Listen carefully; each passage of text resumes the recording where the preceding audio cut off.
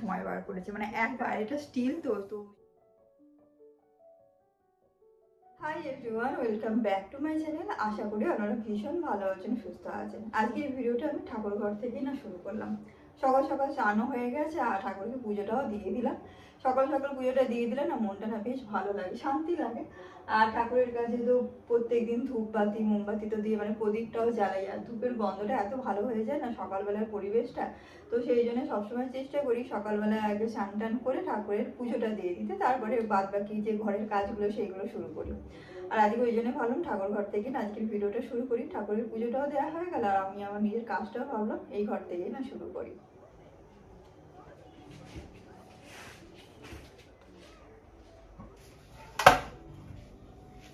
প্রতিদিনের রান্নাতে আমার মোটামুটি স্টিলের বাসনটা ব্যবহার হয়েছে আর ননস্টিকের বাসনগুলো না ব্যবহার হয়। তো 1 বছর ধরে যে ননস্টিক বাসনগুলো ব্যবহার করছিলাম না, বাসনগুলো একদম না নষ্টই হয়ে গেছিলো। কোটিংটা ঠিক ছিল, মানে ননস্টিকের যে কোটিংটা সেটা ঠিক ছিল, কিন্তু কালারটাও না কিরকম একটা হয়ে গেছিলো। তো ভাবলাম এবারে না বাসনগুলোকে বাদ দিয়ে, 1 বছর হয়েও গেছে আর কালারটাও কিরকম একটা হয়ে গেছে। তো পরশু দিনকে গিয়ে না এই বাসনের সেটটা না আমি এনেছি, আমার না বেশ ভালো লেগেছে। আর যেহেতু বাইরেটা স্টিল তো সেটার জন্য ভালো লেগেছে, আর ভেতরটা ননস্টিক যেহেতু রান্নাটাও বেশ ভালো হবে। তো এই জিনিসটা আমি এনেছি, এটা সব থেকে বড় এর সাইজটা। তো এরকম 3টে সেটের আছে, তো এটা সব থেকে বড় একটা সাইজ আছে, এটা বেশ ভালো। আর বাসনগুলো না বেশ ভারীও আছে। আর তারপরে এই একটা একদম ছোট্ট। তো এইরকমের 3টে সেট ছিল, তো আমি এই 3টে সেট দেখে নিয়েছি। এগুলো লিড নেই, কারণ লিডের আমার খুব একটা প্রয়োজন হবে না, কারণ পুরোনো যে ননস্টিকগুলো ছিল তার লিডগুলো বেশ ভালোই আছে। তো লিড ছাড়াই আমি নিয়েছি। তো এই জিনিসগুলো না আমার বেশ পছন্দ হয়েছে, কারণ জিনিসটা না বেশ ভারী আছে কিন্তু, আর যেহেতু বাইরেটা স্টিল পরিষ্কার করতে না বেশ সুবিধাই হবে। আমার জিনিসটা দেখে না বেশ পছন্দও হয়েছে। তো এই বাসনগুলোই না পরশুদিনকে গিয়ে এনেছি রান্নাঘরের জন্য। আর এর সাথে না আরেকটা ননস্টিকের প্যান নিয়ে দিনের যখন উত্তাপাম চিলা বা ডিমের অমলেট করি, তো সেইটার জন্য যে ননস্টিক প্যানটা ব্যবহার করতো না সেটাও গেছিলো নষ্ট হয়। তো ওইটার জন্য না এইটা নিয়েছি, এই ননস্টিক প্যানটা নিয়েছি। এই একই ডিজাইনেরই আগে যেটা ব্যবহার করতাম সেটাও সেম ডিজাইনেরই ছিল। তো একই ডিজাইনেরই দেখতে এটা নিয়ে অবস্থা দেখবেন কি হয়ে গেছিলো, এই দেখুন কি খারাপ অবস্থা হয়ে গেছিলো। তো এগুলো দেখতেও না একদম ভালো লাগতো না রান্নার সময়। তো সেই কারণে ভাবলাম নিচ্ছি যখন এটাও নিয়ে নিই, এটাও খারাপও হয়ে গেছে। তো এই একটা নিয়ে নিয়েছি। আর পুরোনো যে ননস্টিকগুলো আমি ব্যবহার করছিলাম তার অবস্থাগুলো দেখবেন একবার। তো এটা একদিন না হাত থেকেই না পড়ে গেছিলো, ধুয়ে রাখতে গিয়ে হঠাৎ করে হাত থেকে পড়ে গিয়ে আর এই স্যারটা দেখুন এইরকমভাবে না বেঁকে গেছিলো। তো কিছু আর তখন করার ছিল না, তখন এইটাকেই ব্যবহার করছিলাম আমি এই কয়েকদিন ধরে। তো এইটা এরকমভাবে বেঁকে গেছিলো আর এটা দেখছেন তো কীরকম হয়েও গেছে। তো এটা এরকম অবস্থা হয়ে গেছে। আর যেটা একটু বড় ছিল সেটারও অবস্থা এরকম। তো ওই জন্যই মানে ভাবলাম যে না এগুলোকে আর ব্যবহার করে লাভ নেই, এগুলোকে বাদ দিয়ে নতুন কিছু কিনে রান্নাঘরে রান্নার জন্য।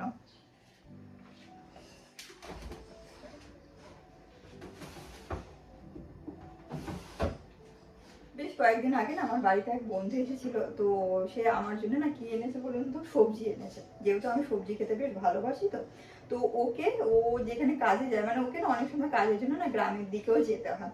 তো গ্রামে এখানকার মানুষ তো চাষ করে, আর চাষের যে কয়েকটা সবজি ওকে না দিয়েছিল।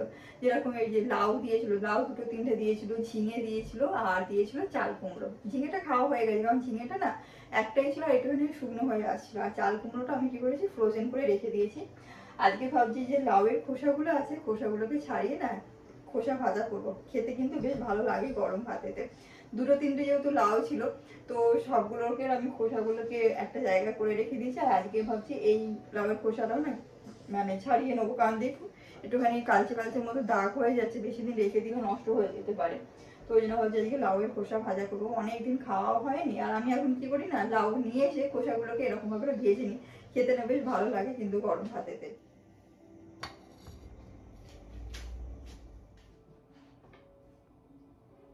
কিছুটা লাউ আমি না এরকম ফ্রোজেন করে না রেখে দেবো। এই জিপলক ব্যাগগুলো না বেশ ভালো হয় ফ্রোজেন কোনো কিছু রাখার জন্য, জায়গাটাও বেশ অল্প লাগে আর বেশ মানে গুছিয়ে রাখা যায়। ফ্রোজেন করে রেখে দেবো, আর বাদ বাকিটা কি করে সেরকম ক্লিন র্যাপ করে না রেখে দেবো। তো এটা 1-2 দিনের মধ্যে যেহেতু ব্যবহার করে নেবো তো রান্নাতে, তো সেই জন্য এটাকে ফ্রোজেন করলাম না।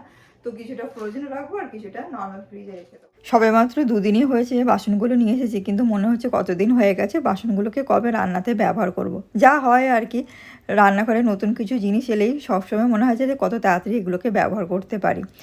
এখানে সামান্য তেল দিয়েছি, তেলটা একটু গরম হয়ে গেলে ফোড়নের জন্য এখানে কালো জিরা আমি ব্যবহার করেছি।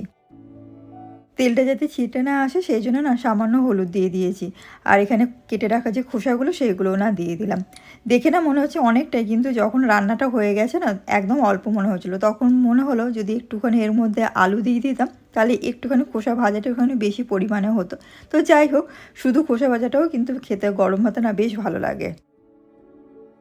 ঝালের জন্য না একটাই কাঁচা লঙ্কা দিলাম। মেয়েকে না সব ধরনের খাবার খাওয়ানোর চেষ্টাটা করি, অল্প হলেও ওকে দিই, তো সেই জন্য রান্নাতে খুব কম পরিমাণে না ঝালটা দিই।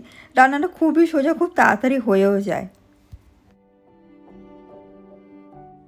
আর আজকে খোসা ভাজার সাথে করবো মাছের ঝাল। খোসা ভাজাটা না একদম লো ফ্লেমে বসিয়েছি, আস্তে আস্তে সেই রান্নাটা হয়ে যাবে। আর এইদিকে না মাছের ঝোলের জন্য গরম তেলেতে সামান্য গোটা জিরে দিয়েছি আর দিয়ে দেবো একটা তেজপাতা।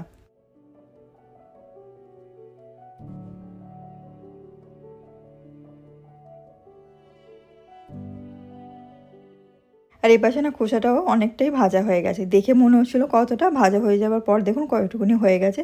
আর কিছুটা দিয়ে দিলাম না পোস্ত। কিছু কিছু ভাজাতে না আমি পোস্তটা ব্যবহার করি, খেতে না বেশ ভালো লাগে। পোস্তটা দিয়ে একটুখানি নাড়াচাড়া করে না আবার 5 থেকে 7 মিনিটের জন্য এটাকে চাপা দিয়ে রাখবো।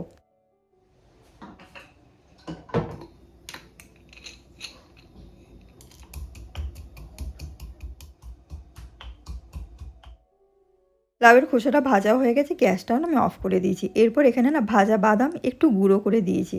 এরকমভাবে বাদাম একটুখানি গুঁড়ো করে দিলে খোসা ভাজা না খেতে বেশ ভালো লাগে।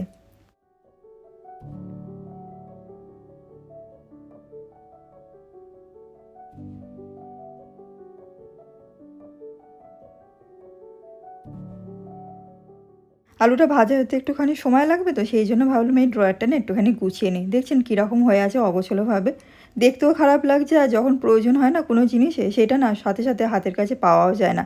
তো ভাবলাম হাতে 5 থেকে যে 7 মিনিট সময়টা আছে সেই সময়টা কাজে লাগিয়ে ড্রয়ারটাকে একটুখানি গুছিয়ে রাখি।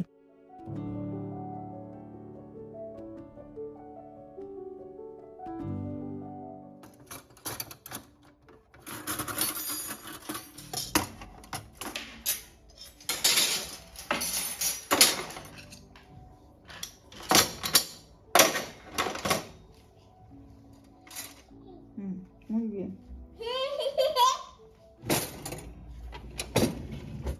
স্প্যানিশ সুপার মার্কেটগুলোতে না সবই তো সামুদ্রিক মাছ পাওয়া যায়। আমাদের দেশের মাছ এখানে একদমই পাওয়াই যায় না। তো আমরা এই রকম ধরনের কিছু মাছ কিনে নিয়ে আসি, যেগুলো আমাদের দেশীয়ভাবে রান্না করলে বা ঝাল বা ঝোল এরকমভাবে রান্না করলে তার স্বাদটা কিছুটা হলেও পাওয়া যায়। যেমন এই স্যামন মাছ। স্যামন মাছ না আমরা কোনো সময় আলু ফুলকপি দিয়ে তরকারি করি, কোনো সময় পোস্ত বা সর্ষে বাটা দিয়েও না ঝাল করি। খেতে কিন্তু না বেশ অনেকটা আমাদের দেশের মাছের মতনই না স্বাদটা লাগে।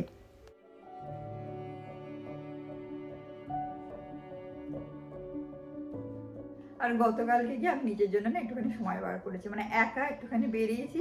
কারণ হচ্ছে চুলটাকে আমি একদম ছোট ছোট করে কেটেছি, দেখে বুঝতেই পারছেন। আমার তো কিন্তু বেশ ভালোই লাগছে এই চুলের কাটিংটা।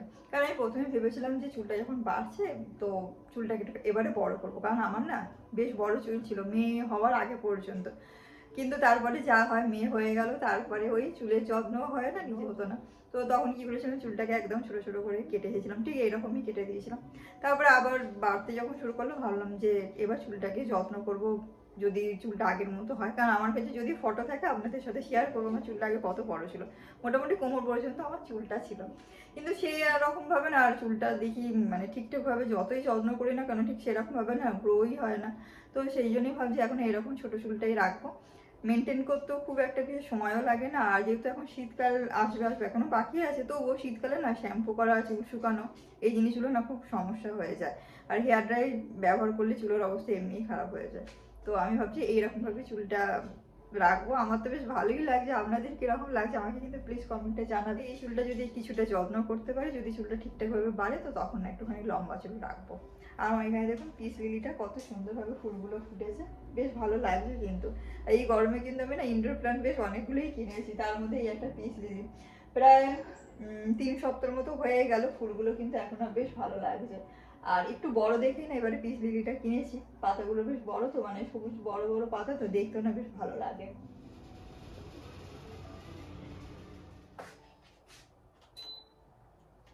তো দুপুরে খাওয়া দাওয়া কমপ্লিট হয়ে গেছে, একটুখানি না আধ ঘন্টা মতো একটুখানি রেস্ট করলাম।